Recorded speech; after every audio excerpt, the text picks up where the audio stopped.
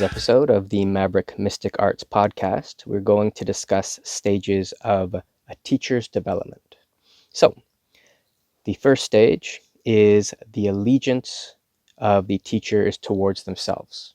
The second stage is the allegiance of the teacher is to the skill that they are teaching. The third stage is the allegiance of the teacher is to the development of the student, right?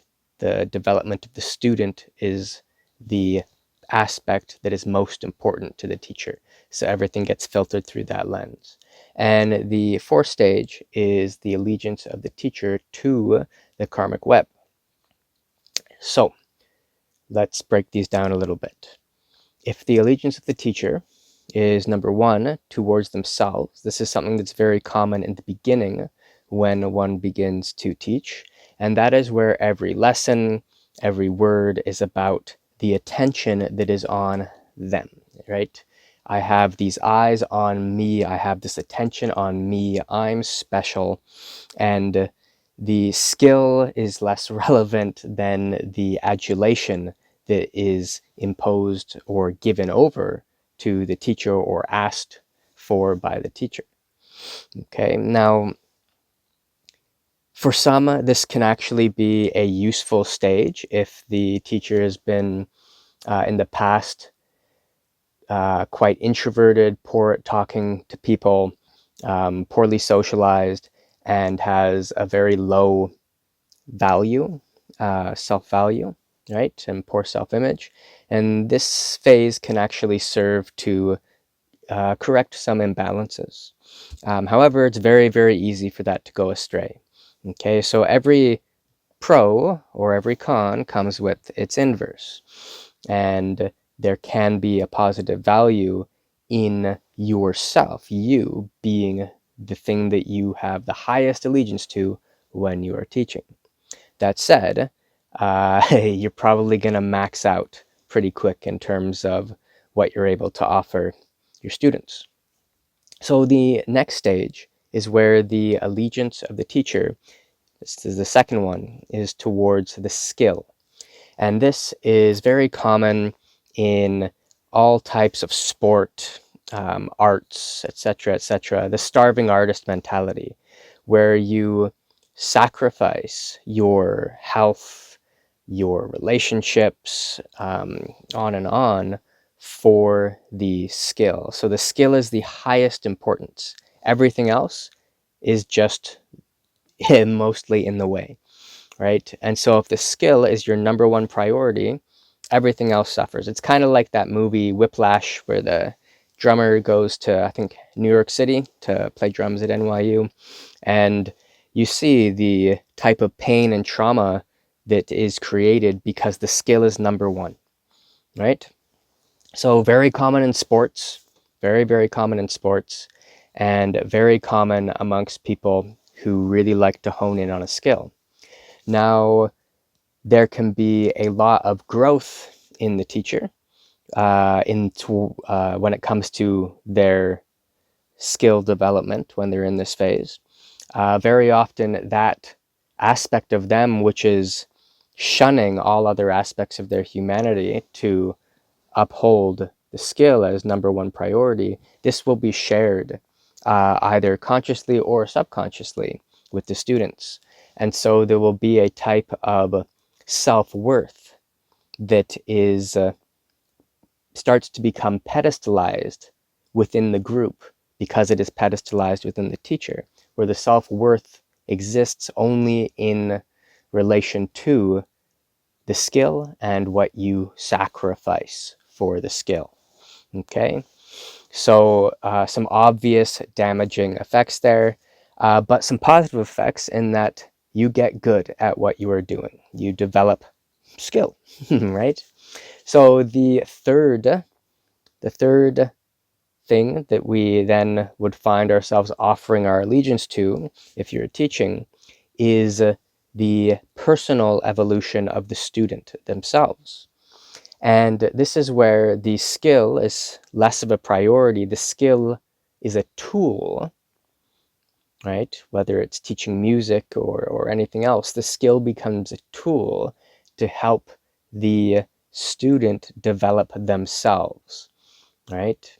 And this is where most teachers that I've met stop in that, that's where they hang their hat, because it's quite a worthwhile place to spend your time, very worthwhile.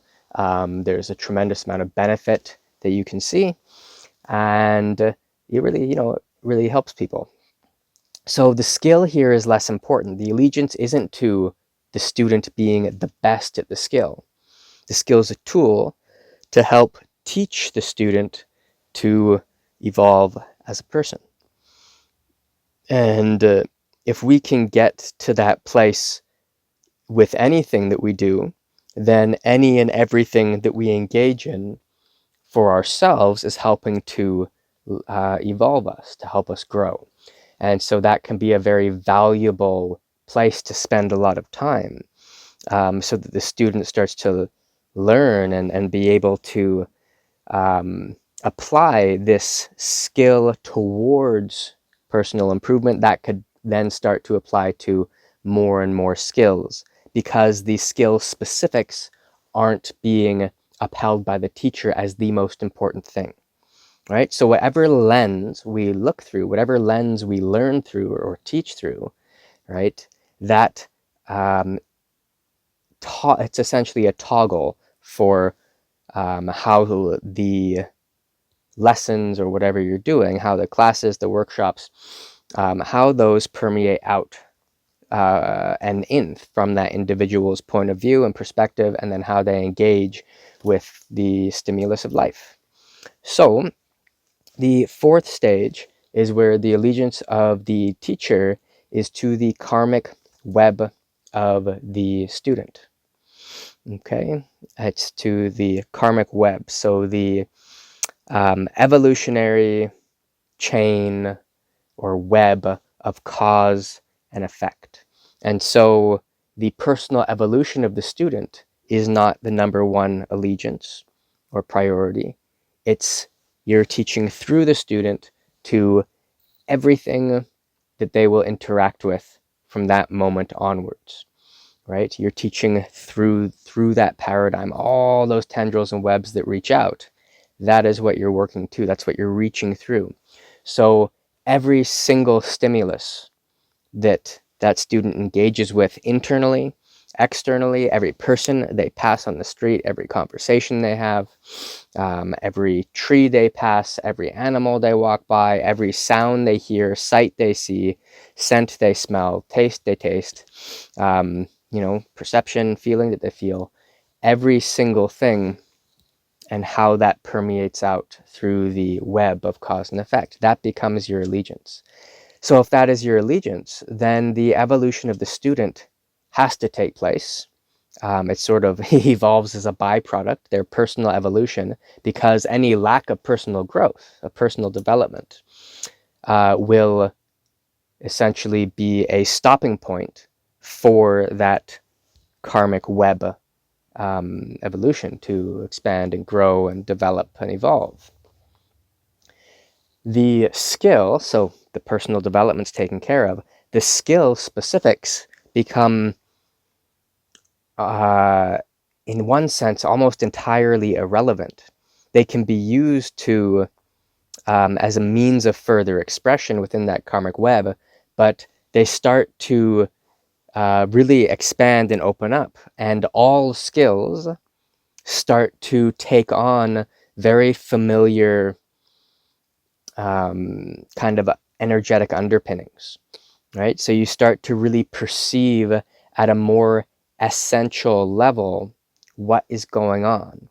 And this means that any skill that someone wants to develop, however that is expressed, it doesn't have to be something we think of as a particular skill, right? It could be something as simple as like literally how you engage with the environment as you walk down a street, and you can be masterful at that or not, right? So skill starts to mean something different. And of course, the any allegiance to yourself at that point is it's radically shifted, right? Because you become more or less irrelevant at that point. You are just there to like open a cosmic gate, open a door, and stuff happens. So these are the basic stages that you go through. Okay, now the student, when working under the guidance of a teacher whose allegiance is to the karmic web, can encounter some things that maybe aren't aren't necessarily making sense. Okay, at that stage, the teachings can be kind of crazy. They don't necessarily make super logical sense, and that is because it's a through path as opposed to something that's bouncing off stuff. Like right now, you often don't feel quite as special. If the object of the teacher's allegiance is the personal development of the student, that makes a student feel quite special. If it's to the skill, that can pull at a student's ego to attach their ego to the thing the teacher finds important. And this is a really a valuable thing to remember, is that the allegiance of the teacher will almost always subconsciously pull a student's ego structure into allegiance with the same thing. So we have to be very careful of that.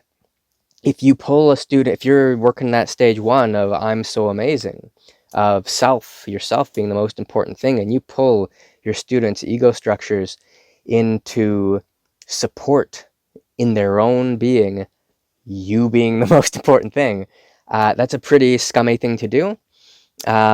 But that's what happens. We open ourselves up if we're students so that we can get as much as we can. We can learn as much as we can. We can absorb as much as we can from a teacher. So if you're teaching, I think it's really important that you sort of get your shit together when it comes to what it is that you are offering. Not just what your course is offering, but what is here. What is this amalgamation of stuff that we call ourselves? What is that? What is in there? Because that will always be, to some degree, transferring over to the students. A friend of mine used to use this metaphor with martial arts, and he used to say that you don't get a new spine, after training. You don't get your training spine and then your normal life spine. And the same applies to teachers. You don't get your teaching spine, your super spiritual development, maxed out to 11 spine, and then you get to put that aside and take your normal person spine and go walk around the street, take it out again and put your spiritual spine in for teaching, right? Whatever it is that you are, to some degree, that will start to permeate. So if the student's ego structure begins to reform around the teacher being the most important thing, you start to get some real cult stuff going on. If the student's ego structure reforms around the skill, then you get this deification of the skill and the essentially subjugation of all the other humanness things of the person's life. Skill is the most important. Their ego structure reforms to substantiate their value in relation to the skill. Or, number 3, personal development. Through the teacher's allegiance to personal development, the student's ego structure starts to reform to support and validate themselves within the context of personal development. Now, once you're there, then there starts to be some wiggle room, because if you're obsessed with personal growth, your obsession is something that you will have to look at some point. If your ego structure is wrapped up in that, it is something that it would be very difficult to not look at some point. And then past that, when the allegiance is to the karmic web, then the ego structure of the student becomes irrelevant. Why? Because the ego structure of the teacher at that point is virtually irrelevant. If you're teaching through, then someone's allegiance is to at whatever level that ego structure is there, the allegiance is spread out, right? It's spread out to possibility, to probability, to possibility, to the highest good that the student is capable of essentially understanding, and that's a completely evolving process. So it sort of starts to knock the pegs of identity out, of ego structure out, and whatever's left is there, but it starts to erode quite quickly. Of course, there's a lot of other training that is involved in this, in varying ways, and a lot of chaos that we have to go through to really organize this. But none of this, at a point, it's not anything that you do. You don't try to be a certain type of person. You don't try to align your ego structure with in particular ways. It is part of the evolution, and the relevance of the ego structure is a byproduct. And it just lets you know kind of where you're at. So really have a hard look at what your motivations might be if you are beginning teaching, and what it is that you are offering beyond the skill, right? What type of good or harm you will be doing.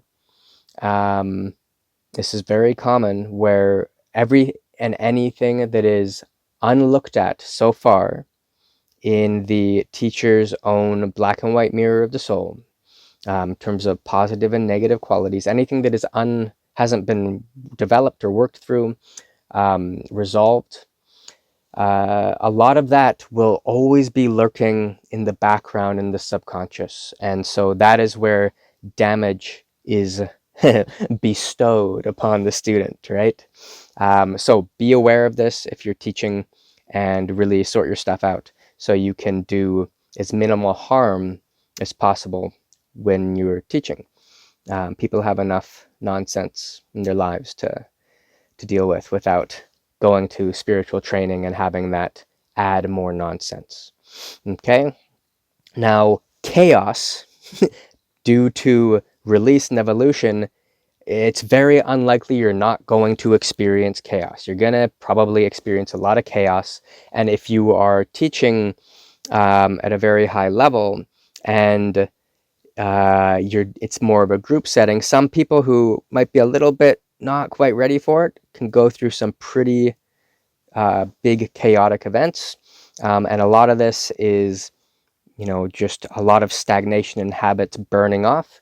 And we have to always remember that chaos is what harmony looks like, or the act of harmonization looks like from inside it harmonizing. Let's say a pendulum swinging from the inside, it's chaos, where am I going? And then, if you're from the outside, that chaos, it makes sense. It's just balancing, just reorganizing. And so the same thing applies to the chaos and reorganization process that occurs in the spiritual development process. Okay, I think that's it for this one. If you have any questions, feel free to shoot a note in. There is a retreat coming up June 2026 for the full month of June, level 1, level 1 and 2, level 1, 2, and 2 extended. So you can check the website out for details on that, and hopefully I'll see you there. All right, thanks a lot. Bye.